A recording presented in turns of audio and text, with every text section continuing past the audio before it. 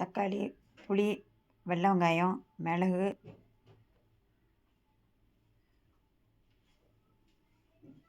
ஜீரகம், கருவேப்பிலை, கொத்தமல்லி எல்லாம் போட்டு கொரன்னு அரைச்சி வானலியில் எண்ணெயை ஊற்றி கடுகு போட்டு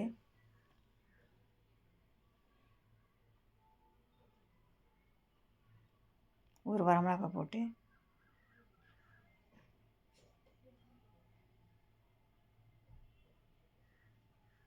அரைச்சி வச்ச மிளகு ஜீரகத்தை எடுத்து எண்ணெயில் போட்டு வதக்கி உப்பு போட்டு